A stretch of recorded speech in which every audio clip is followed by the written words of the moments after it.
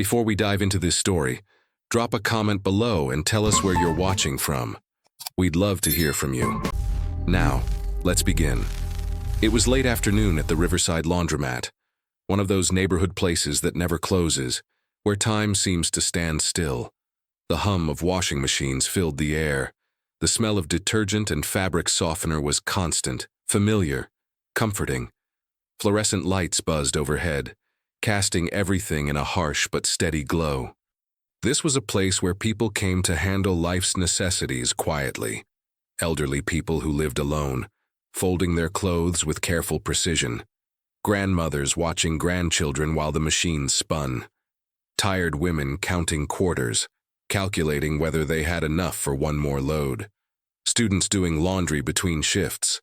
Everyone moved through their routines, lost in their own worlds, rarely looking up. It was the kind of place where you could be invisible if you wanted to be. Officer Daniel Hayes had been patrolling this neighborhood for 16 years. He knew every business, every corner, every face that belonged. The laundromat was on his regular route, a routine check, nothing more. The owner had called about a broken dryer, asked if someone could swing by when they had a chance. Nothing urgent, nothing unusual. Daniel pushed open the glass door, nodding to a few familiar faces. Mrs. Chen folding towels near the window. A college student reading while waiting for his clothes. A mother wrestling a fitted sheet into submission. Everything looked perfectly normal. Then he saw them. In the back corner, near the industrial-sized machines, two little girls sat on the cold tile floor, their backs against the humming washers. Daniel stopped walking. The older girl had bright red hair pulled back in a ponytail that had come loose. She sat perfectly upright, her back straight, her shoulders square, like someone who'd learned to take up as little space as possible. Her hands were folded in her lap. Her eyes were watchful, alert, too careful for a child.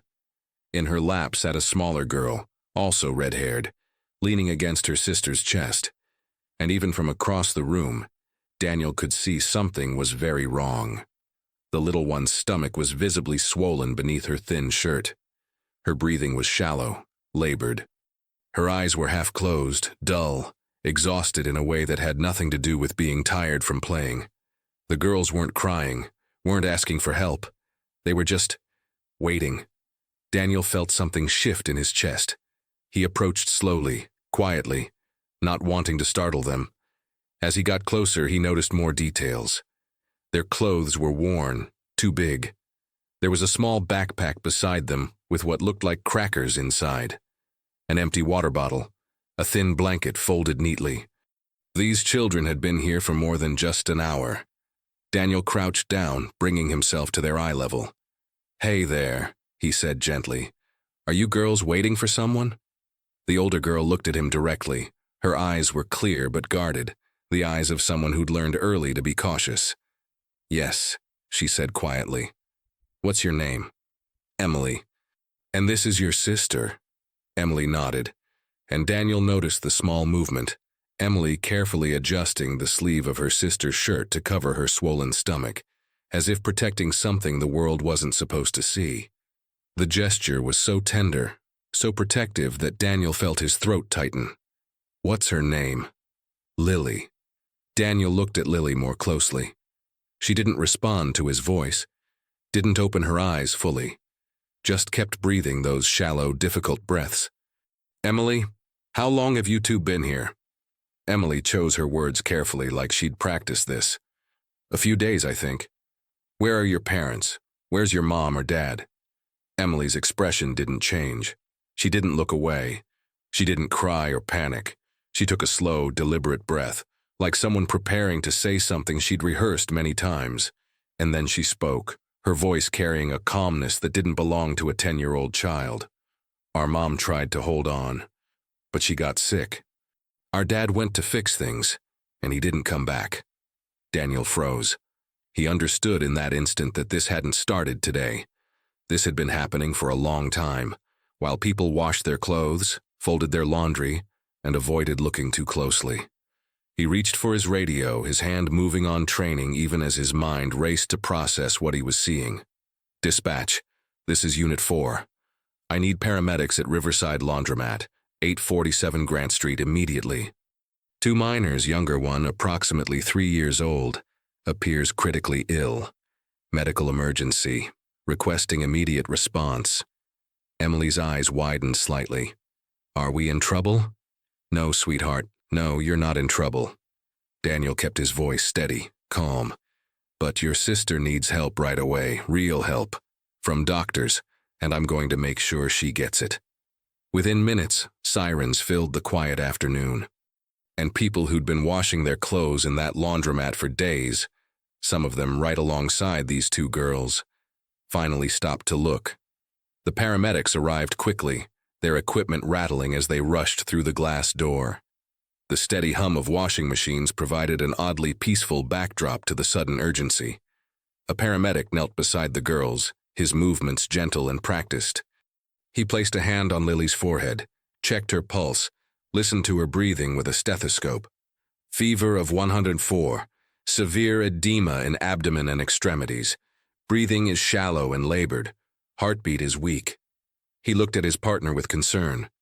We need to transport immediately. Emily's arms tightened around Lily protectively. I'm going with her. Of course you are, honey, the paramedic said softly. We wouldn't separate you. As they carefully lifted Lily onto a small stretcher, Emily stood and stayed close, her hand never leaving her sister's. Officer Daniel Hayes stood back, watching the scene unfold, and then he noticed something that made his chest tighten further. People were stopping their tasks, staring, and slowly recognition was spreading across faces. An elderly woman near the folding table put down the shirt she'd been holding. Her hand went to her mouth. Those girls, I've seen them here before. A man loading his laundry into a machine turned around. I saw them last week. I thought they were just waiting for their mother. One by one, people began to speak up. I've seen them. I saw them here several days ago. I thought someone was watching them. Detective Laura Brennan arrived just as the ambulance pulled away, lights flashing. She was experienced, sharp-eyed, and immediately took control of the scene. Daniel met her near where the girls had been sitting. What do we have, Daniel? 2 girls, Emily, age 10, and Lily, age 3. Found them on the floor back here. The younger one is critically ill. Severe swelling, high fever, barely responsive. Just transported to general. Where are the parents? Daniel pulled out his notepad. According to the older girl, the mother got sick. The father went to fix things and didn't come back. Laura's expression sharpened. How long have they been here? She said a few days. But based on what I'm seeing, Daniel gestured to the corner where the girls had been. Longer than that. Laura walked over to examine the area. The small backpack Daniel had mentioned sat against the wall. She opened it carefully. Crackers, a mostly empty juice box, a worn stuffed animal, a child's drawing folded multiple times. There were also signs of careful organization, the blanket folded precisely, the water bottle placed just so. Everything arranged with a neatness that spoke of someone trying very hard to maintain control. These children had been living here, in this laundromat, in plain sight. Laura stood and looked around the space. It was a decent-sized laundromat, 20 machines, benches along the walls, a small office in the back. The front was all glass windows facing the street. Visible, public, safe. How many people use this laundromat? She asked the owner, Mrs. Kim, who'd been standing nearby wringing her hands. Dozens every day, Mrs. Kim said, her voice shaking. Maybe 50, 60 people. It's open 24 hours. People come and go all the time. And nobody noticed 2 children sitting on the floor for days? Mrs. Kim's face crumpled. I saw them a few times. I thought they were waiting for their mother. There are always families here. I didn't think... Laura softened her voice. When did you first see them? Maybe 5 days ago, a week. The older girl was always very quiet, very polite. She asked once if she could use the bathroom, and I said yes. She thanked me and went right back to that corner. Did you ever ask where her parents were? No. The word came out as a whisper. I assumed they were nearby. I assumed someone was watching them. Throughout the afternoon, more people came forward as word spread. A college student. I saw them 3 days in a row. The older girl was always reading to the younger one. I thought it was sweet. A big sister taking care of her little sister while mom did laundry. An elderly man. I remember them from last week. I almost asked if they needed help, but they seemed fine, quiet, not causing trouble. A woman who did laundry there twice a week. I saw them multiple times, but there were always other people around. I thought surely someone, a staff member, another customer, had already checked on them. The phrases changed, but the meaning was always the same. I saw them. I thought about asking. I assumed someone else was responsible. Laura interviewed Mrs. Kim's employee, a young man named James who worked the evening shift. "Did you see the girls?" James nodded miserably. "Yeah, several times. They were always in that back corner. The older one kept the younger one quiet. They never bothered anyone." "Did you ask if they were okay?" I thought about it. But I figured if something was really wrong, someone would have called the police already. There are customers here all the time. Surely someone had already checked. By late afternoon, Laura had spoken with 14 people who'd seen Emily and Lily in that laundromat over the past week. Not one had stopped to help. Daniel stood with Laura near the back corner, looking at the spot where the girls had sat. "They were right here," he said quietly. "In the warmest, brightest, most public place they could find. And everyone just walked past." Laura nodded, because it's easier to assume than to act. She looked at the people still in the laundromat, ordinary people going about their ordinary day. And she wondered how many other invisible children were out there waiting in plain sight. By evening, the story had begun to spread through the neighborhood and beyond. 2 sisters found living in laundromat, youngest critically ill, parents missing. Customers ask, how did no one notice? The Riverside laundromat, usually a quiet backdrop to daily life, became the center of attention. News crews arrived. Reporters interviewed customers. The area near where Emily and Lily had been sitting was cordoned off with police tape, and people kept coming forward with the same painful confession. I saw them. I didn't stop. Detective Laura Brennan set up a makeshift interview station in Mrs. Kim's small office. One by one, people came to give their statements. An elderly woman named Dorothy approached, leaning heavily on her cane. "Detective, I need to tell you something." Laura gestured to a chair. "Please sit down." Dorothy sat, her hands trembling. "I do my laundry here every Tuesday and Friday. Have for 10 years. I saw those girls." Her voice broke. "I saw them at least 4 times over the past 2 weeks." "Did you speak to them?" "No, the older one was always reading to the younger one or just sitting quietly. They never asked for anything, never caused any trouble." Dorothy looked at Laura with devastated eyes. "I thought they were just waiting for their mother. You know how it is, sometimes parents step out to run an errand while the laundry's going.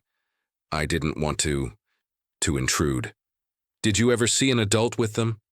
Dorothy shook her head slowly. "No. Now that I think about it, no. They were always alone, but there were always other people around. I thought surely someone younger, someone more capable, had already checked on them." A middle-aged man named Robert came in next. "I work nearby. I bring my laundry here twice a week during my lunch break. Did you see Emily and Lily?" "Yes, last Wednesday and Friday. Both times they were in that same spot in the back corner." He rubbed his face. The little one looked sick even then. Her face was puffy. "But I was in a hurry and I thought someone who worked here would notice. Or another customer, or..." He trailed off. "Or someone else would handle it," Laura finished quietly. Robert nodded. "I've been asking myself all afternoon why I didn't just stop and ask if they were okay. It would have taken 30 seconds, and I have no answer. I just assumed it wasn't my responsibility." A young mother came in with her toddler. "I saw them Saturday morning. My daughter even waved at the little girl, but she didn't wave back. She just stared." The mother's eyes filled with tears. "I remember thinking that little girl looked so tired, so sick, and I told myself I'd mention it to the staff on my way out. But then my daughter had a tantrum and I forgot. I forgot." Throughout the evening, the pattern continued. a teenager who did his family's laundry every Sunday. I saw them. I thought about asking if they needed help. But I had my headphones in and I was watching a video and I just didn't. An elderly man who came every morning. I noticed them several days in a row, always in the same spot. It seemed odd, but I didn't want to be nosy. People don't like strangers asking questions these days. A woman who worked nights and did laundry in the early morning hours. I saw them twice, at 5 in the morning, and I thought, that's strange. But I was exhausted from my shift, and I just wanted to get home, so I didn't say anything. By nightfall, Laura had collected statements from 23 people who'd seen Emily and Lily over the course of a week to 10 days. All of them had noticed. Many had thought something seemed odd. Not one had stopped to help. Laura stood in the laundromat after most people had left, looking at the corner where the girls had been. Someone had already placed flowers there. A small memorial for children who were still alive. Officer Daniel Hayes joined her. I keep thinking about something, Daniel said quietly. This place is open 24 hours. Glass windows facing the street. Bright lights. Constant foot traffic. He paused. They chose the most visible, most public place they could find.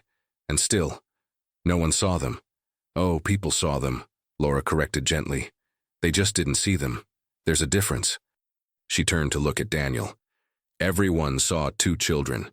But what they didn't see, or didn't want to see, was 2 children who needed help, because seeing that would mean having to do something, having to get involved, having to take responsibility. Daniel nodded slowly. It's easier to assume someone else already has. Exactly. Laura looked at the flowers by the wall. And when everyone assumes that, no one does anything at all. A customer who'd been quietly folding laundry nearby approached hesitantly. Detective, I just wanted to say, I saw them too, Thursday and Friday, and I feel terrible that I didn't stop. But I want you to know, she paused, I'll never walk past someone who needs help again. None of us will, we can't. Laura nodded. I hope that's true. After the woman left, Laura and Daniel stood in silence. The question isn't really who abandoned these children, Laura said finally. The question is how many people had a chance to help them and chose not to. And that answer, Daniel said quietly, is much harder to face. 1 year earlier. The Bennett apartment was small but filled with warmth. 2 bedrooms in a modest building on the east side of town. Photos covered the refrigerator.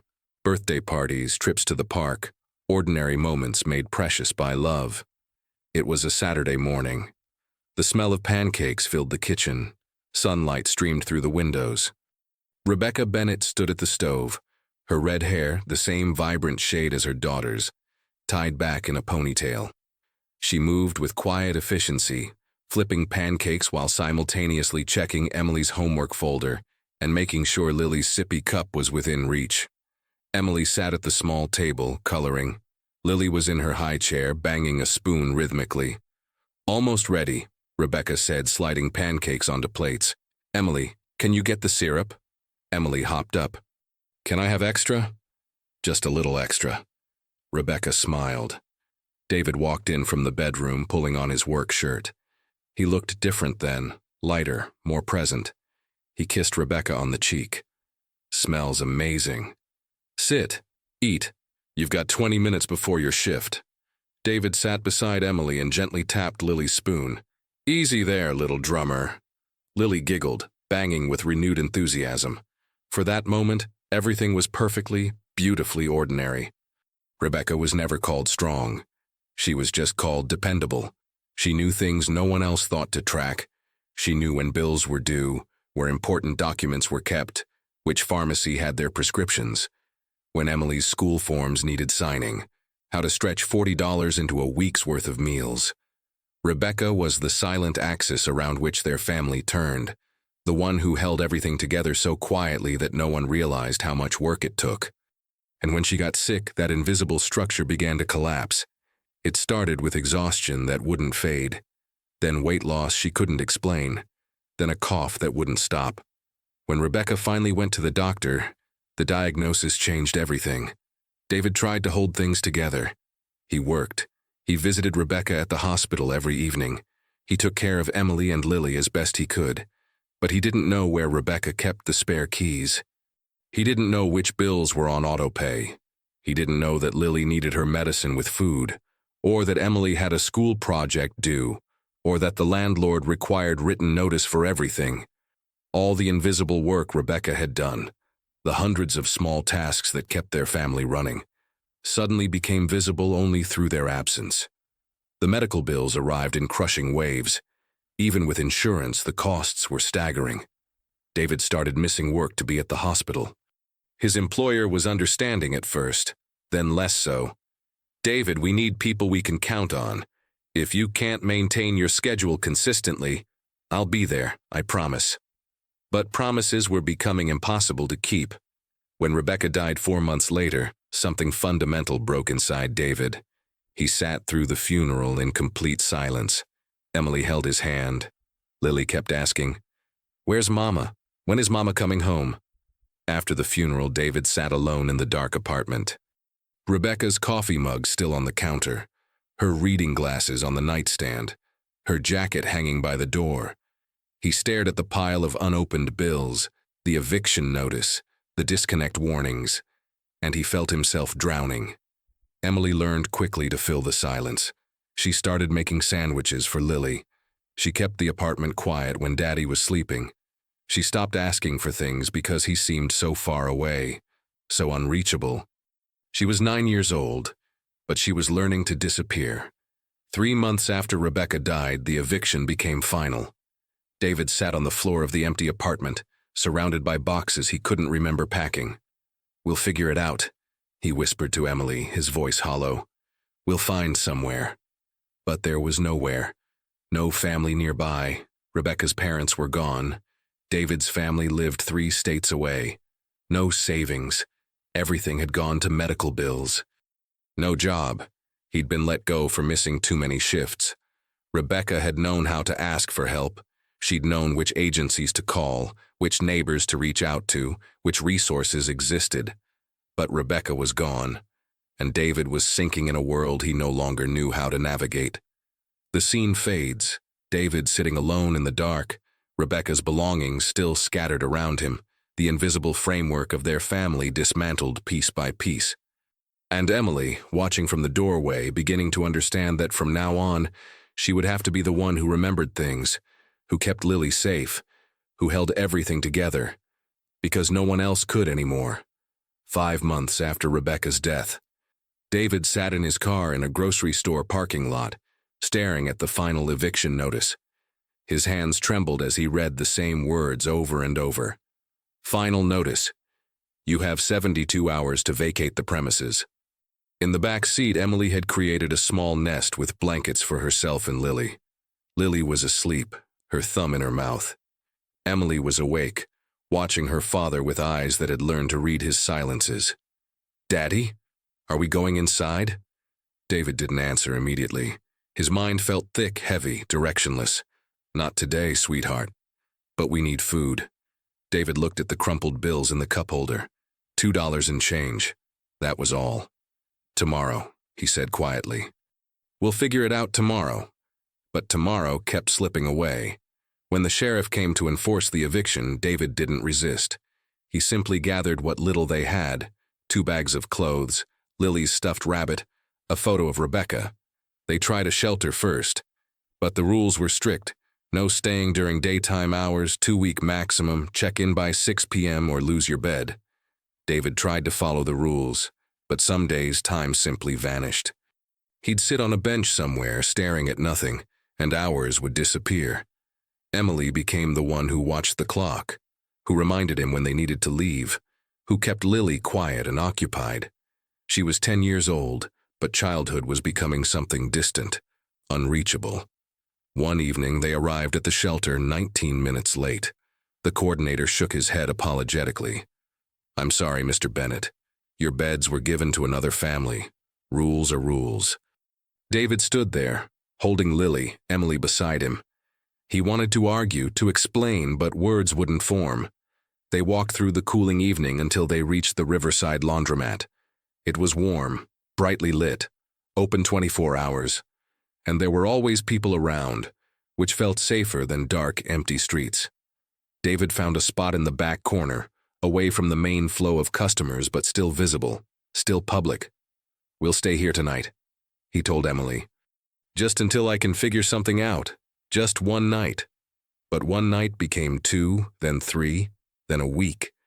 Emily learned the rhythms of the laundromat, when it was busiest, when it was quietest, where the bathroom was, how to refill their water bottle at the sink without drawing attention. She used the few dollars David occasionally gave her to buy crackers from the convenience store next door. She kept Lily entertained with stories and quiet games. She made sure they didn't bother anyone. Then Lily got sick. It started with a fever that wouldn't break. Then she stopped eating. Her face began to swell, just slightly at first, then more noticeably.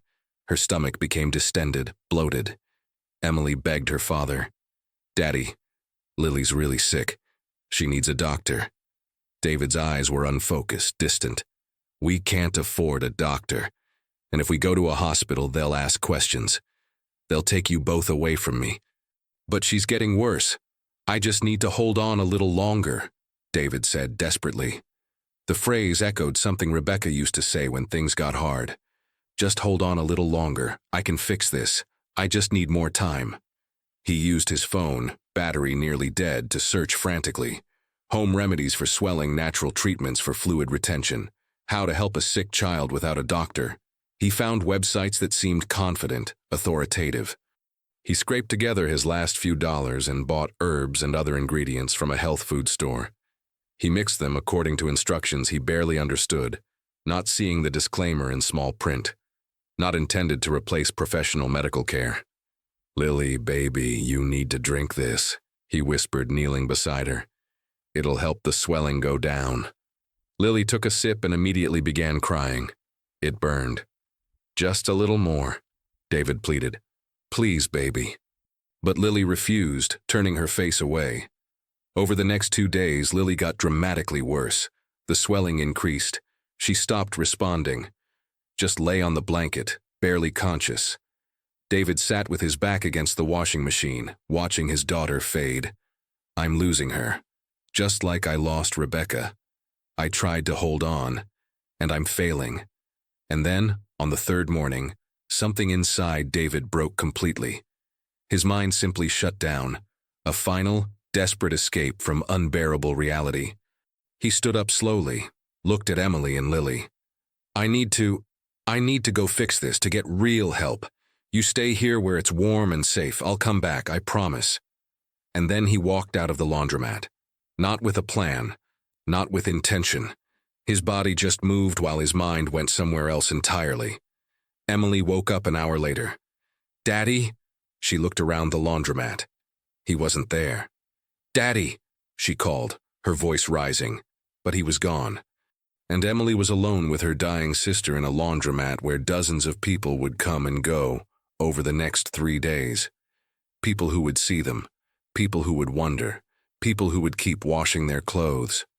3 days after David disappeared, Emily sat in a quiet room at City General Hospital. The walls were painted a calming blue, soft lighting, a box of tissues on the table she hadn't touched. Margaret Hayes, a social worker with kind eyes and 20 years of experience, sat across from her. "Emily," Margaret said gently, "I know you've answered a lot of questions already, but I need to understand what happened so we can help you and Lily. Is that okay?" Emily nodded. She sat perfectly straight in her chair, back not touching the cushion, hands folded precisely in her lap. Margaret noticed immediately. "You know, you can relax here. You can sit however feels comfortable." Emily didn't move. "I'm okay like this." Margaret recognized this posture. A child who'd learned that taking up space, making demands, showing weakness, all led to being a burden. "Can you tell me about when Lily got sick?" Emily's voice was quiet, each word carefully selected. Her face started getting puffy, and her stomach. It happened slowly over a few weeks. "Did your dad notice?" "Yes, he got really worried. He said she needed medicine, but we didn't have money for doctors." "So what did he do?" "He looked things up on his phone. He found something online that was supposed to help with swelling. Emily paused. He mixed things together. He said it would make her better. Margaret wrote carefully, keeping her expression neutral. And what happened when Lily drank it? She cried. She said it hurt. Emily's eyes filled with tears. Dad tried to get her to drink more, but she wouldn't. And then she got much worse. The swelling got worse. She stopped eating. She just laid there. And then your dad left? Emily nodded slowly. He kept saying, I need to fix this. I need to hold on just a little longer. He looked so scared, so lost. And then one morning he stood up and said he was going to get real help. That we should wait. That he'd come back. Her voice dropped to a whisper. But he didn't come back. Margaret leaned forward slightly. Emily, when Officer Hayes found you, you said something very specific. Do you remember? Emily looked down at her hands. I said our mom tried to hold on but got sick, and our dad went to fix things and didn't come back. Why did you choose exactly those words? Emily was quiet for a long moment. When she spoke, her voice was barely audible. Because I practiced them. Margaret's chest tightened. You practiced? I practiced what I would say if someone finally stopped. Emily looked up, tears streaming down her face. I practiced sounding calm so I wouldn't scare them away. I practiced using words that wouldn't make them think I was being dramatic. I practiced explaining without making it sound like we were bad or troublesome. Why would you think that? Because once, on the second day, a lady walked past and I said, "Excuse me, my sister is sick." And she looked at us and her face got uncomfortable and she said, "Where's your mother?" And I said, "We didn't have one." And she got this look like she didn't want to know more, and she said, "I'm sure your father will handle it." And she walked away really fast. Emily wiped her eyes. So I learned. I learned that if I sounded too desperate, people got uncomfortable and left faster. If I asked for help directly, they assumed someone else was already handling it. So I practiced being calm, being quiet, not making people feel like they had to do something inconvenient. Margaret had to take a moment. This 10-year-old had been rehearsing how to ask for help in a way that wouldn't burden anyone. Emily, why didn't you just tell someone your sister was dying? Because I didn't want them to think I was making it dramatic. I didn't want to seem like I was asking for too much. Emily's voice was steady, but her hands shook. I just wanted someone to stop long enough to see that we needed help, but I didn't want to be inconvenient. There was a knock on the door. Officer Hayes stepped in. Margaret, can I speak with you? Margaret excused herself and stepped into the hallway. We located David Bennett, Daniel said quietly. He was found at a bus station about 80 miles north. He's confused, disoriented, barely knows where he is. Paramedics are evaluating him now. Is he dangerous? No, he's broken. Daniel looked through the window at Emily. And that little girl still thinks she was the problem, that she didn't ask for help the right way. Margaret nodded. Daniel, Emily rehearsed those words for days. She was trying to find exactly the right combination of words that would make someone help without making them uncomfortable enough to walk away. Daniel was quiet, absorbing this. A 10-year-old shouldn't have to practice how to ask for help without being a burden, Margaret said softly. But she learned that being too loud, too desperate, too honest, all of those things made people leave faster. Inside the room, Emily sat alone, still perfectly straight, still choosing her words carefully even in her own mind, because she'd learned that the world had no patience for children who took up too much space, or asked for too much help, or made things too complicated.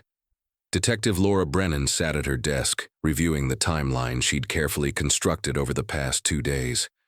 What she'd found was both heartbreaking and infuriating. David Bennett, 38 years old. Wife Rebecca died 11 months ago. Lost his job 8 months ago. Evicted 6 months ago. After that, nothing. The family had vanished from every system designed to catch people before they fell this far. Laura picked up her phone and called Lincoln Elementary School. This is Detective Brennan with Metro PD. I need information on a student named Emily Bennett, age 10. Typing sounds on the other end. Yes, I have her record here, but she hasn't attended since 4 months ago. And did anyone follow up on that absence? A report was filed with the district office, standard procedure for extended absences. What happened with the report? More typing. A long pause. It looks like it was logged, but there's no record of any follow-up action. No home visit, no phone contact attempted. Laura felt anger rise in her chest. So a 10-year-old disappeared from school 4 months ago, and no one physically checked on her.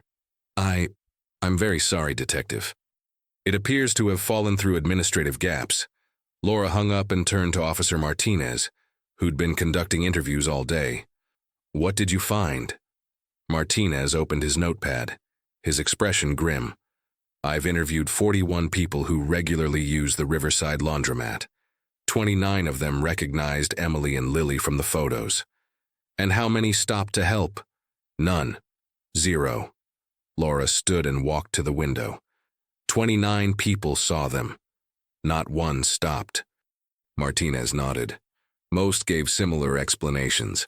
They assumed the parents were nearby doing laundry, that someone else had already checked, that it wasn't their place to get involved. Laura's phone rang. It was Dr. Chen from City General. Detective, I've completed Lily Bennett's full medical evaluation. What did you find? Severe chronic malnutrition spanning months. Multiple untreated bacterial infections. Acute kidney failure causing the fluid retention. That's why she was so swollen. Her organs were beginning to shut down. Laura closed her eyes. And the substance her father gave her? It accelerated her decline significantly. The mixture caused chemical irritation to her throat and stomach, adding acute stress to an already failing system. But, Detective, Dr. Chen paused. That's not what nearly killed her. What do you mean? Lily has been systematically neglected for months. The malnutrition, the infections, the kidney failure. These developed gradually over time. This child was dying slowly, in full public view, while dozens of people walked past her every single day. Laura felt the weight of those words. How long has she been this sick? Based on her labs, physical examination, and the progression of symptoms, I'd estimate 3 to 4 months of steady decline. 3 to 4 months, Laura repeated, while they were living in that laundromat. Exactly. Dr. Chen's voice was firm. I'm documenting this clearly in my report. This wasn't a sudden emergency. This was a body slowly failing while the world went on as normal. After hanging up, Laura sat in silence. Then she went to find Dorothy Patterson, the elderly woman who'd been one of the first to admit seeing the girls. Dorothy lived in a small apartment near the laundromat. She invited Laura in, her hands still trembling. Mrs. Patterson, you said you saw the girls multiple times. Can you walk me through what you saw? Dorothy sat down heavily. I do my laundry at Riverside twice a week. It's close, and I know everyone there. I saw those girls at least 6 times over 2 weeks, always in that same corner in the back. And it never occurred to you to ask if they were okay? Dorothy's voice broke. It did occur to me, every single time. But I kept thinking that surely someone official had already checked. Mrs. Kim owns the place. There are employees. There are other regular customers. Surely I wasn't the only one who'd noticed. But you were one of 29 people who noticed, and not one of you stopped. Dorothy looked at Laura with devastated eyes. Why didn't we? That's the question I can't answer. We all saw, we all wondered. But we all convinced ourselves that surely, someone more qualified, more official, more responsible had already handled it. Laura softened her voice. Mrs. Patterson, I'm not here to blame you personally. I'm trying to understand how an entire community can fail so completely. We were all waiting for someone else to do something, Dorothy said quietly. We saw a problem, and we all assumed someone else would fix it. And because we all assumed that, no one did anything at all. Laura made one more stop before heading back to the station. She visited the laundromat and spoke with Mrs. Kim again. Mrs. Kim, did your employees ever mention the girls to you? Mrs. Kim nodded miserably. James mentioned them once. He said there were 2 girls who'd been sitting in the back for a few days. And I said I'd noticed them too. And then we both just went back to work, because they weren't causing problems, they were quiet, and you both thought someone else was watching them, Laura finished. Yes. Mrs. Kim covered her face with her hands. And now a little girl almost died because everyone thought someone else was responsible. Laura realized. The question isn't who did this, it's who didn't do anything when they could have. And that answer included dozens of ordinary, decent people who'd simply convinced themselves that helping wasn't their job. By the next morning, the story had spread across the entire city and beyond. 2 sisters found living in Laundromat. Youngest in critical condition, father found disoriented, dozens saw them. No one stopped at coffee shops, community centers, and family dinner tables across town. People gathered to watch the news, read the articles, and grapple with an uncomfortable truth. At the Millbrook Senior Center, a group of retirees sat in the common room, the television playing footage of the laundromat, the hospital, and David Bennett being brought in by police. "I can't believe this happened at Riverside," one woman said, shaking her head. "I do my laundry there sometimes. That place is always full of people. How could a father do that to his own children?" another added, her voice tight with anger. An older man spoke quietly from his chair. "I use that laundromat. I think I might have seen those girls." The room went silent. "Did you speak to them?" someone asked gently. He shook his head slowly. "No. I thought they were waiting for their mother. I didn't want to interfere." A woman near the window spoke up, her voice trembling. "I saw them too. Last week. The older girl was reading to the younger one from a picture book. I remember thinking how sweet it was, how responsible she seemed." She paused. "And then I went back to folding my towels. One by one, people began sharing their own encounters. I saw them. I wondered if they were okay. I thought about asking. I assumed someone else was responsible." The silence that followed was heavy with collective shame. Online, the comments were fierce and divided. "The father should be in prison. This is unforgivable. He was mentally ill and grieving. Where was the support system? Mental illness doesn't excuse child endangerment. But 29 people saw those kids and did nothing. Aren't they responsible too?" At City General Hospital, Emily sat beside Lily's bed. Lily was awake now. Her swelling dramatically reduced, her breathing easier. The IV fluids and antibiotics were working. She looked like a child again. "Emmy?" Lily whispered. "Yeah, Lil? When do we go home?" Emily's chest tightened. She didn't know how to answer that. "I don't know yet, sweetie, but we're safe here." "Where's Daddy?" Emily had been dreading this question. He's getting help. The kind of help grown-ups need when they're really, really sad." "Is he coming back?" "I don't know."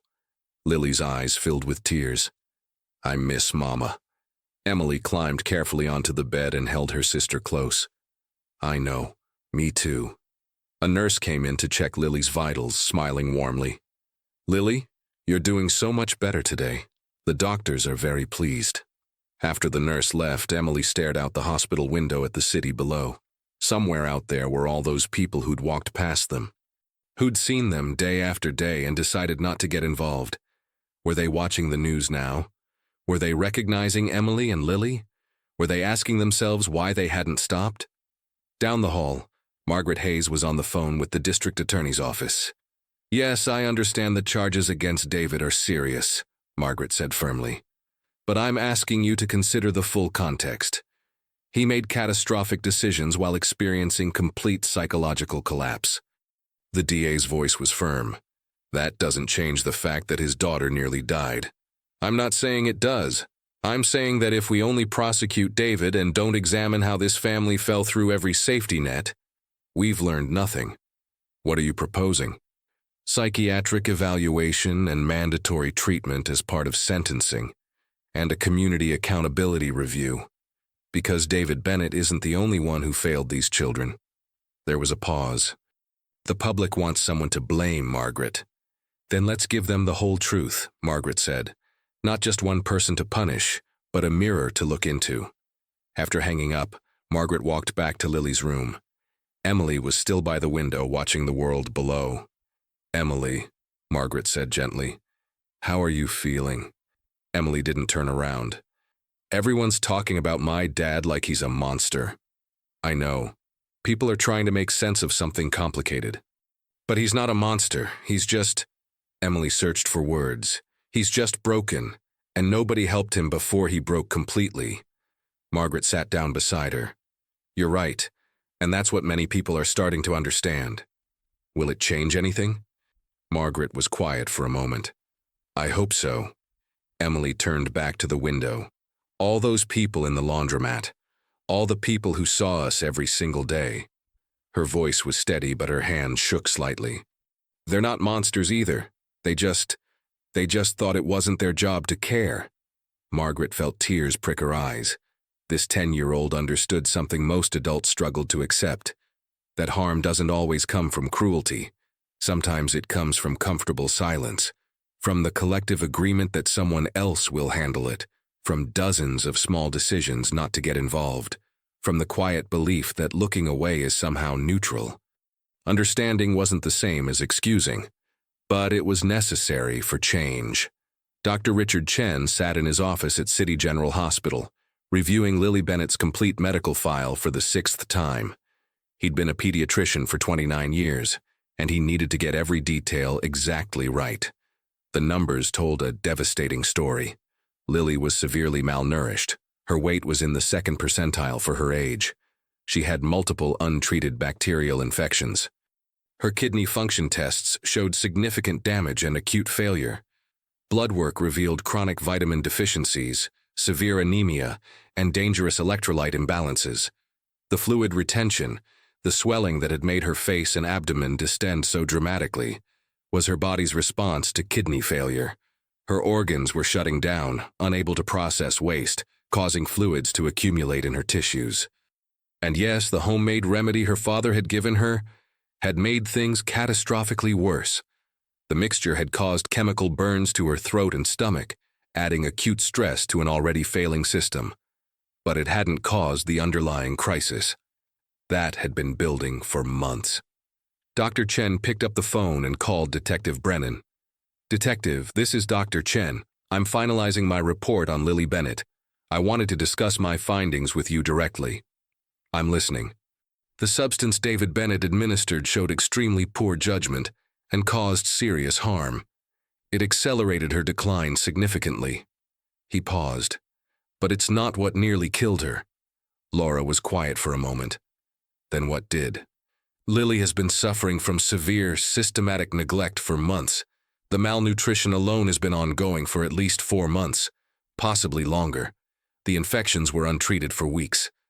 The kidney damage developed gradually as her body broke down from lack of proper nutrition and care. So the home remedy was just the final crisis that forced intervention. But the real damage accumulated slowly, over time, in full public view." Laura felt the weight of that timeline. "How long would you estimate she was visibly ill, doctor?" Based on her presentation, the swelling would have been noticeable for at least 2 to 3 weeks, the lethargy and pallor for longer. A trained eye, or even an attentive parent at the playground, would have recognized something was seriously wrong at least a month ago. Dr. Chen continued, "I'm including a specific statement in my official report. I want the court and the community to understand this clearly." "What does it say?" He read aloud. "This child's critical condition was not the result of a single incident or decision. It developed gradually over months of systematic neglect. Her body was failing while the world walked past." The silence on the line was profound. "That's a powerful statement, doctor," Laura said finally. "It's the truth, and I think people need to hear it clearly."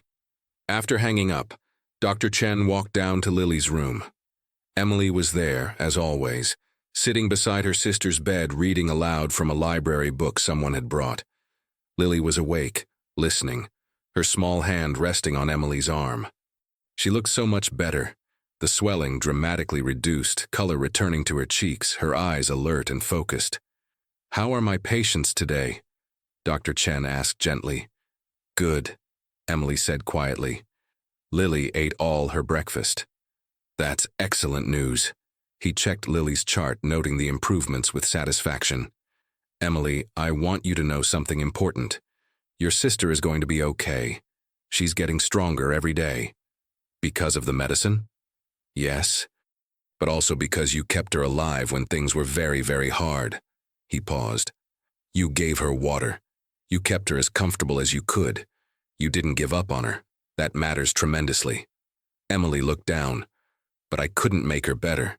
You weren't supposed to. You're 10 years old. Making her better was the job of doctors and other adults. Dr. Chen's voice was gentle but firm.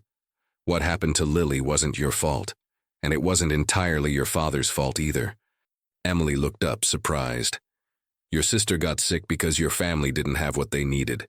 Food, shelter, medical care, support. Those are things children shouldn't have to provide. And those are things society is supposed to ensure families can access. He paused.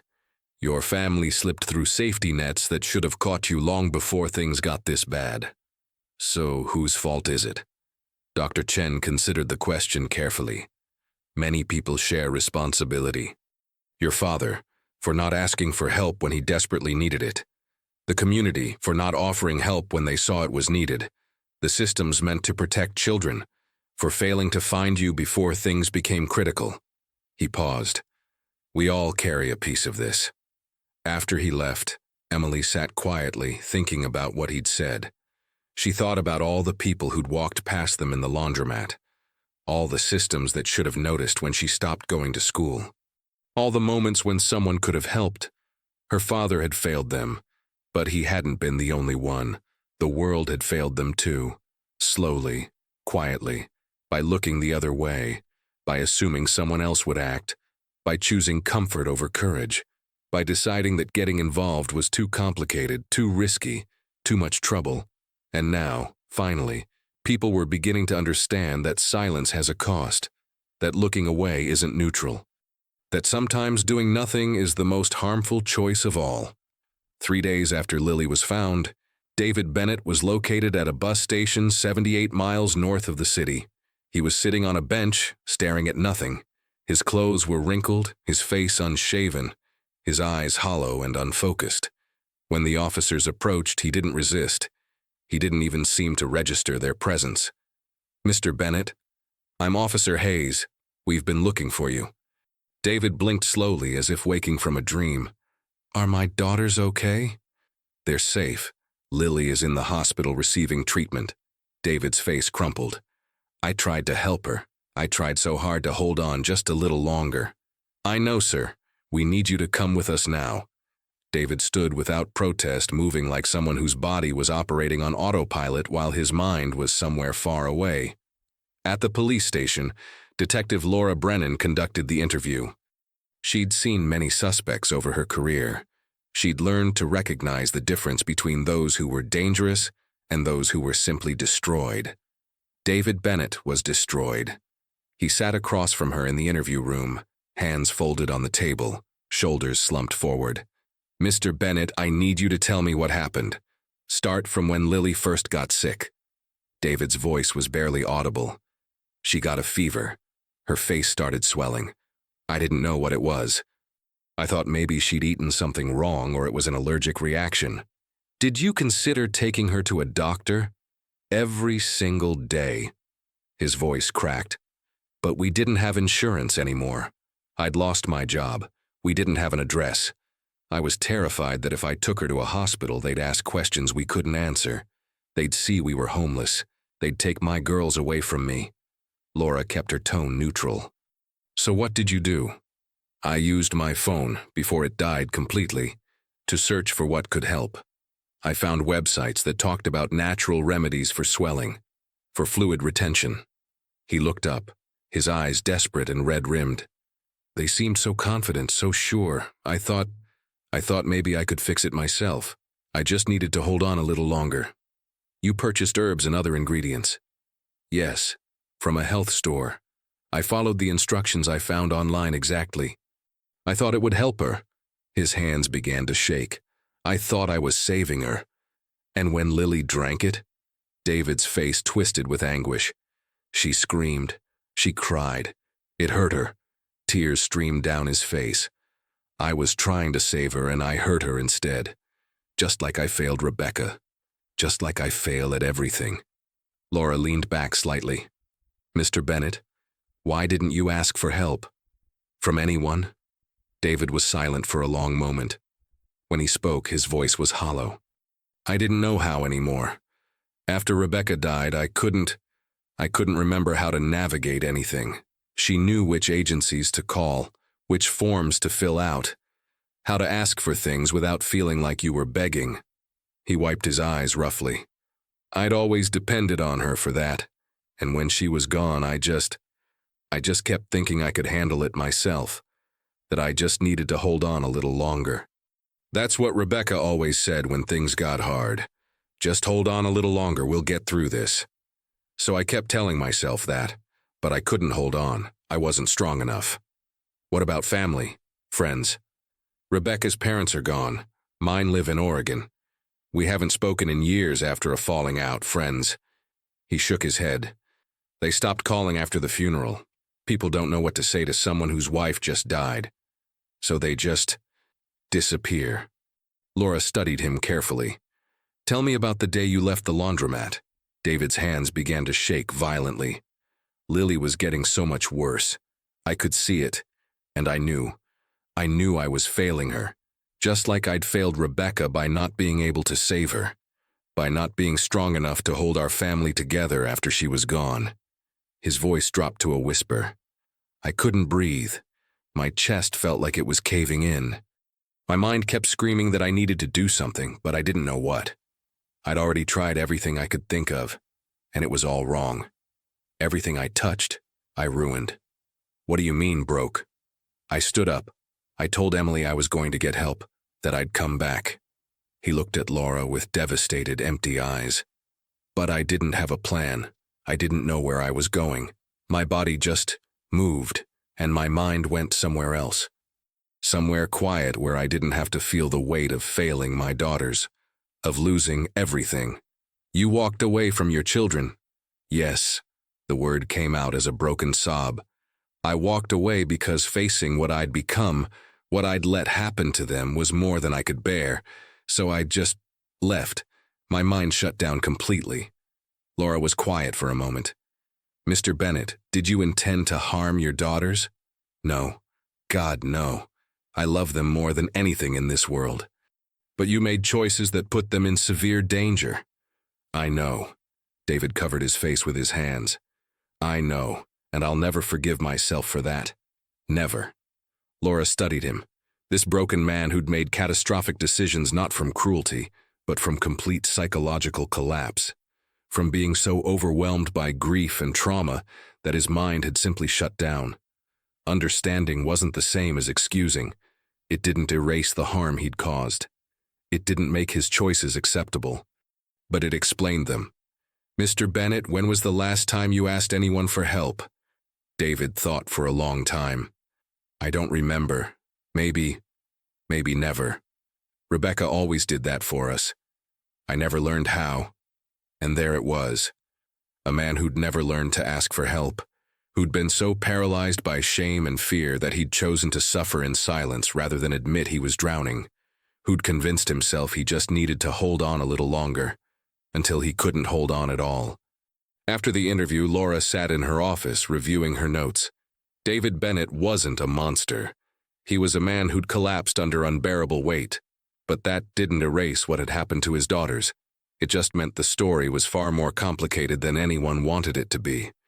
Dr. Sarah Winters had been a child psychologist for 18 years. She thought she'd seen everything. But Emily Bennett was different. Emily sat in Dr. Winters' office, a warm room with soft lighting, comfortable chairs, and shelves full of books and toys. Most children Emily's age would fidget, explore, ask questions.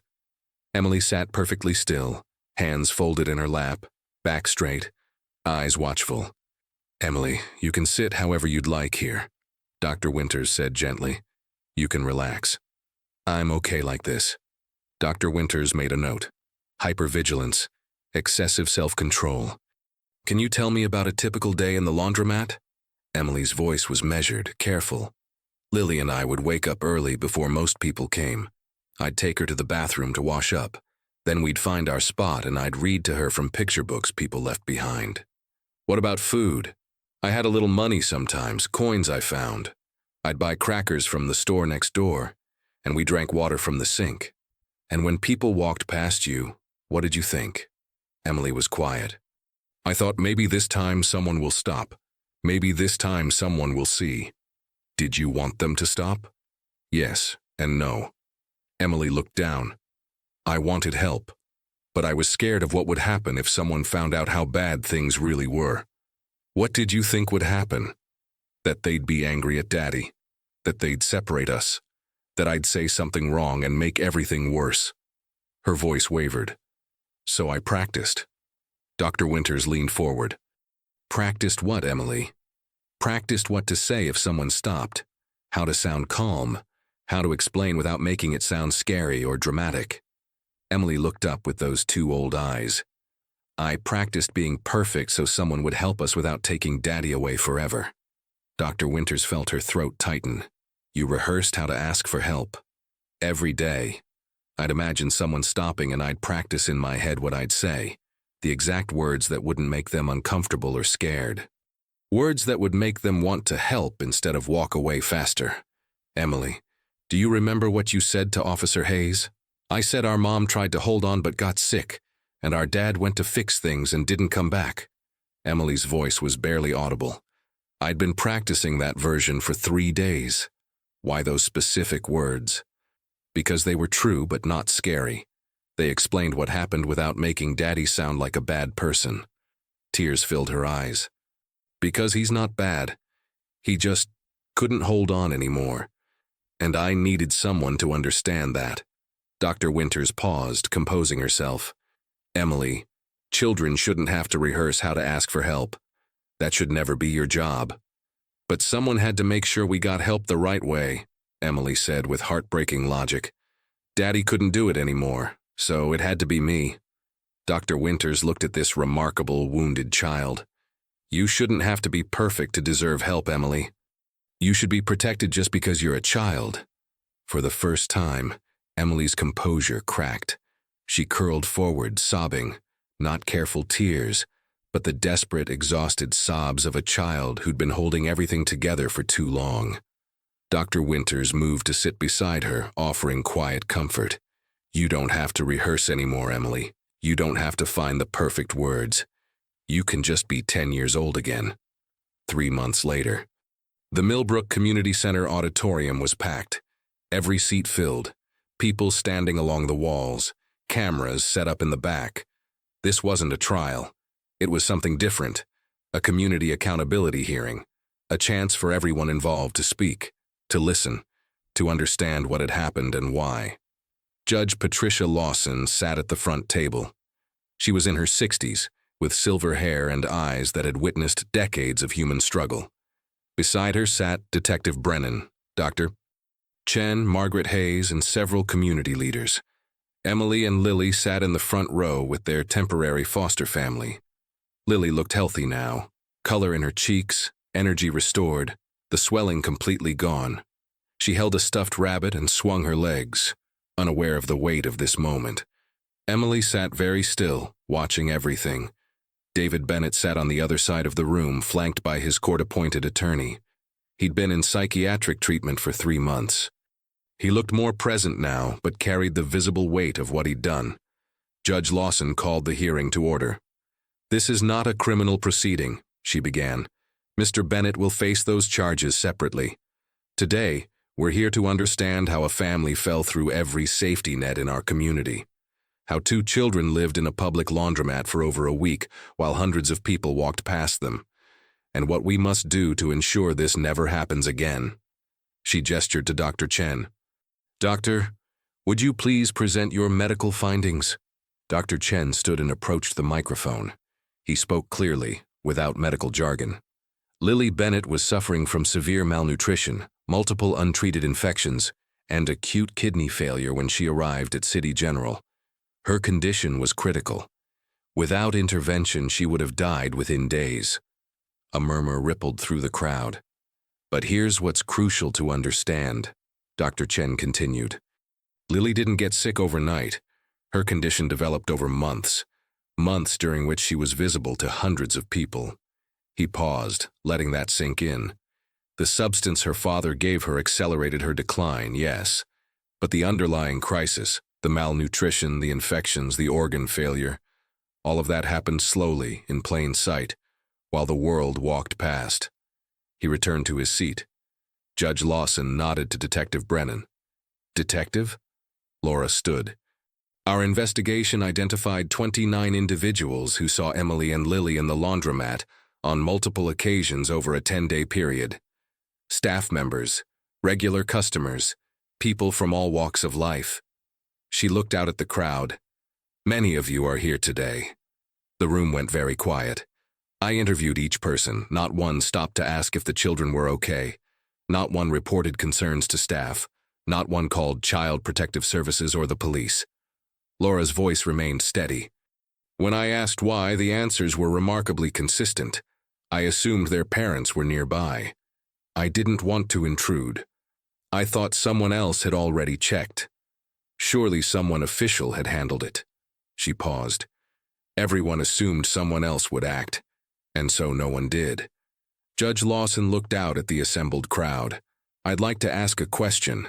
How many people in this room saw Emily and Lily Bennett at the laundromat at any point? Slowly, hesitantly, hands began to rise. 5, 10, 20, 30. Nearly half the room had their hands up. And how many of you stopped to ask if they needed help? Every hand lowered. Not one remained raised. The silence was crushing. Judge Lawson let it sit. Then she spoke quietly. We are a community that prides itself on caring for neighbors, on being a safe place for families. She looked around. But somehow we all walked past 2 children in crisis, and the silence in the auditorium stretched on, heavy and unbearable. An elderly woman in the 3rd row stood up, her voice shaking. Your Honor, I'm Dorothy Patterson. I saw those girls at least 6 times, and I did nothing. She looked at Emily, tears streaming down her face. I'm so sorry. I failed you. We all failed you. Others began standing. I'm James Kim. I work at the laundromat. I saw them and walked away. I'm Sarah Martinez. I brought my own children there every week. I saw those girls and assumed their mother was nearby. I'm Robert Chen. I noticed the younger child looked unwell, and I said nothing. One by one, people stood and confessed. Not to malice, not to cruelty, but to silence, to assumption, to choosing comfort over courage. Judge Lawson watched this unfold, then turned to Emily. Emily, would you like to say anything? Emily looked at Margaret, who nodded encouragingly. Then she stood. At 10 years old, she looked impossibly small standing before this crowd of adults. But when she spoke, her voice was clear and steady. Everyone wants to know what happened to my sister. They want to know who's responsible, who to blame. She paused, looking out at all the faces. But maybe that's the wrong question. The room was absolutely silent. Emily took a breath. Maybe the question isn't who did this to us. Maybe the question is who saw us suffering and chose to do nothing. Her words hung in the air. All of you saw us. Some of you even smiled at us. But none of you stopped. None of you asked if we were okay. None of you wanted to get involved. Her voice remained calm, but her eyes were unwavering.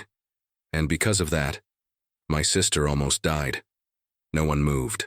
No one spoke. I don't think any of you are bad people, Emily continued. I think you're just people who thought someone else would help, that it wasn't your job, that surely someone official, someone more qualified, someone more responsible had already taken care of it. She looked at David across the room. My dad made terrible mistakes, but he was one person, broken and alone. All of you together could have saved us, and you chose not to. Emily sat down. The silence that followed was absolute. No one responded. Not the judge, not the detective, not the adults who always knew what was right. Because there was no defense, no excuse, no villain to point to, just a community forced to look at itself in the mirror.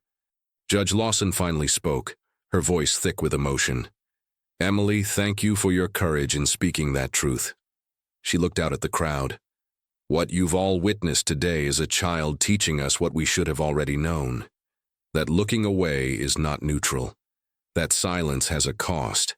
That assuming someone else will help is the same as choosing not to help." She paused. "We can implement new protocols. We can retrain staff. We can create reporting systems. But none of that will matter if we don't change the fundamental belief that caring for others is someone else's job." The hearing continued for another hour. Discussions about new safeguards, community training, awareness programs. But everyone in that room knew the truth. All the systems in the world wouldn't matter if people continued to choose comfort over courage.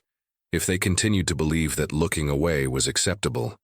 If they continued to think that silence was somehow innocent. Emily had given them a mirror, and what they saw reflected back was something they would carry forever. 3 months after the hearing.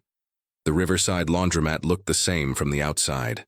Same glass windows, same flickering neon sign, same steady hum of machines. But inside, everything had changed. A large poster near the entrance read, "If you see something, say something. Children alone, family in distress, don't assume someone else will help. You can make the difference. Mrs. Kim stood at the counter, training a new employee, a college student named Maya. "This is our protocol now," Mrs. Kim explained, showing her a simple checklist. "If you see children unaccompanied for more than 30 minutes, you check in with them. You don't assume, you don't wait, you ask, 'Are you waiting for someone? Do you need help?'" Maya nodded seriously. "And if something seems wrong? You come get me immediately. We document it.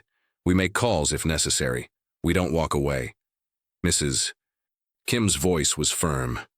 "We don't ever walk away again." Across town at City General Hospital, Lily Bennett sat in Dr. Chen's office for her 3-month follow-up. She was completely healthy now. Kidney function normal, infections cleared, weight in a healthy range. "Lily, can you jump up and down for me?" Dr. Chen asked. Lily giggled and jumped enthusiastically, her red curls bouncing. "Perfect. And how's she eating?" he asked Emily, who sat nearby. "Really well. She finished all her dinner last night." Dr. Chen smiled. "Excellent, Lily. You're doing wonderfully." After Lily ran off to play with toys in the corner, he spoke quietly to Emily. "And how are you doing?" Emily considered the question. "Better. Dr. Winters is helping me. Not rehearse everything so much." "That's good. You're allowed to just be honest, you know." "I know." Emily smiled slightly. "I'm working on it." At the county courthouse, David Bennett sat with his attorney, reviewing his plea agreement. 3 months of intensive psychiatric treatment, continued therapy, supervised visitation with his daughters, community service speaking about mental health and asking for help, no jail time, because everyone had agreed that punishing a broken man wouldn't fix the systems that had failed his family. "David, do you understand the terms?" his attorney asked. David nodded. "I continue treatment. I don't see Emily and Lily unsupervised until the court approves. I complete community service." He paused. "And I learn to ask for help when I need it. Can you do that?" David was quiet. "I'm trying, and this time I won't pretend I can hold on alone." At Lincoln Elementary, Emily walked through the front doors for the first time in 5 months. She wore new clothes, carried a backpack with fresh supplies. Margaret Hayes walked beside her. "Remember, if you need anything, if you feel overwhelmed, you can go to the counselor any time." "Okay. And Emily, you don't have to be perfect here. You can just be a 5th grader." Emily nodded, though the concept still felt foreign. In her classroom, Mrs. Franklin greeted her warmly. "Emily, welcome back. We've missed you." At lunch, a girl named Sophia sat beside her. "Hi. Want to sit with us?" Emily hesitated, then nodded. "Okay." It was small, ordinary. But for Emily, it was everything. All across Millbrook, small changes were happening. Laundromat staff checking on unaccompanied children, teachers being retrained on reporting procedures, neighbors learning to ask uncomfortable questions. None of it was miraculous, but it was real. 6 months after the hearing, It was a Saturday morning at the Riverside Laundromat, the same laundromat where everything had changed. Emily sat at one of the folding tables working on homework. Beside her, Lily colored in a book, humming softly to herself. But this time they weren't hiding. They weren't alone. They weren't afraid. They were just two sisters spending time at the laundromat like any other family. Their foster family, the Harrisons, sat nearby. Mrs. Harrison folded towels while Mr. Harrison helped their own son with a school project. They'd taken Emily and Lily in 4 months ago, and slowly, carefully, the girls were learning what safety felt like. Emily looked up from her math worksheet and watched Lily. Really watched her. Lily was healthy, happy. Her red hair had been neatly trimmed. She wore clothes that fit. She laughed freely, without fear. For the first time in over a year, Emily wasn't in constant alert mode. She wasn't scanning for danger. She wasn't calculating what needed to happen next to keep them safe. She was just present. A shadow fell across the table. Emily looked up to see Dorothy Patterson standing there, leaning on her cane, holding a children's book. "Hello, Emily," Dorothy said gently. "I don't know if you remember me." "I remember you," Emily said quietly. "You came to the hearing. You apologized." Dorothy's eyes filled with tears. "Yes, and I meant every word." She held out the book. "I saw this at the bookstore. It made me think of Lily. Would it be all right if I gave it to her?" Emily looked at the book, a story about a brave little girl.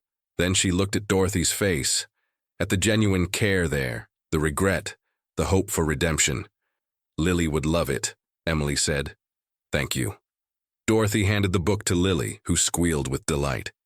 Then Dorothy looked at Emily again. "How are you both doing?" "We're okay, getting better." "I'm glad, so very glad." Dorothy paused. "Emily, I want you to know, I will never walk past a child in need again. Ever, you taught me that." After Dorothy left, Mrs. Harrison came over and sat beside Emily. "That was kind of you, accepting her gift." Emily shrugged. "She's trying to do better. That matters."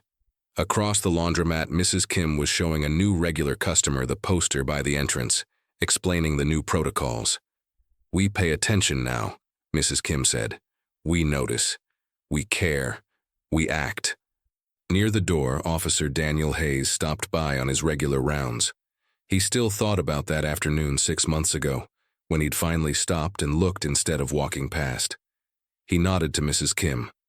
"Everything good today?" "Everything's good," Mrs. Kim said.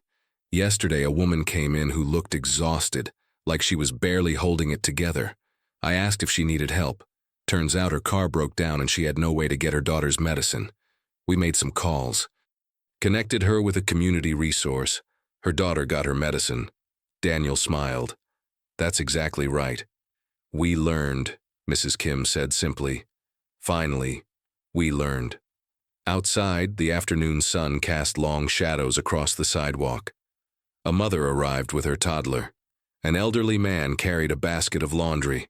A teenager sat on the bench outside scrolling through his phone. Ordinary moments, ordinary people.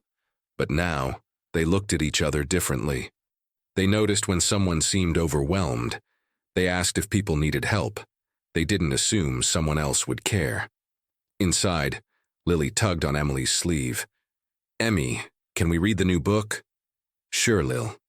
They settled onto a bench together, and Emily began reading aloud. As she read, she heard a small voice nearby. "Excuse me?" Emily looked up.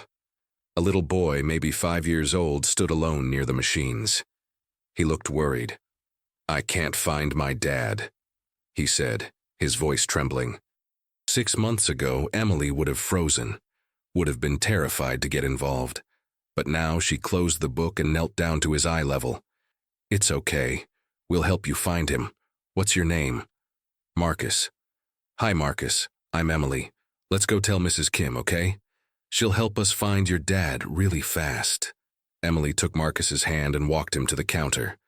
Mrs. Kim immediately got on the intercom, and within a minute, a frantic father rushed over, scooping Marcus into his arms. "Thank you," the father said to Emily, his voice thick with relief. "Thank you so much," Emily smiled. I'm glad he's okay. As Emily returned to Lily, Mrs. Harrison watched with quiet pride. This girl who'd been forced to be an adult too soon was learning how to be a child again, but keeping the compassion she'd learned through suffering. That evening, at Dr. Winter's office, Emily talked about her week. I helped a lost kid today, Emily said. How did that feel? Emily thought about it. Good, but different than before. Different how? Before, I helped people because I had to, because no one else would, because everything depended on me. Emily paused. But today, I helped because I wanted to, and because other adults were there too. I wasn't alone. Dr. Winters smiled. That's beautiful, Emily. You're learning that caring for others doesn't have to mean carrying everything yourself. Yeah. Emily was quiet for a moment. Dr. Winters? Do you think people really changed, or will they forget and go back to not noticing? I think some people will forget, Dr. Winters said honestly. But I think many won't. I think what happened will stay with them. We'll change how they see the world. I hope so. Me too. That night, Emily and Lily sat with the Harrisons in their living room. Lily was already in pajamas, falling asleep against Mrs. Harrison's shoulder. Emily sat on the couch, finally allowing herself to relax. Mr. Harrison looked at Emily. We got news today. Your dad has made significant progress. The court approved supervised visits starting next month. Emily's expression was complicated. Hope, fear, uncertainty all mixed together. How do you feel about that? Mrs. Harrison asked gently. I don't know yet, Emily admitted. I'm still figuring it out. That's okay. You don't have to know. You're allowed to have complicated feelings. Emily nodded, grateful she didn't have to have all the answers anymore. Outside, the city continued its rhythms. People came and went. Families struggled and survived. Children needed help. Adults had to choose whether to see or look away. And in Millbrook, more people were choosing to see, to notice, to care, to act. Because they'd learned something precious and painful, that in any community, at any age, looking is still an act of love. Not the dramatic kind that makes headlines, but the quiet, daily kind that notices when someone is struggling. That asks uncomfortable questions. That risks being wrong in order to help someone who might be right. The kind of love that doesn't assume someone else will care. The kind that says, I see you. You matter. I will not walk past. Emily looked at Lily sleeping peacefully, healthy, safe, loved. And for the first time in over a year, Emily allowed herself to believe that maybe, just maybe, everything was going to be okay. Not because of one person's heroism, but because a community had learned to see, and seeing, really seeing, was everything. The end. Sometimes it's not cruelty that destroys a family. It's the polite, comfortable, collective silence when everyone sees and everyone assumes someone else will do something. Many women have spent their whole lives holding everything together alone, until they couldn't anymore.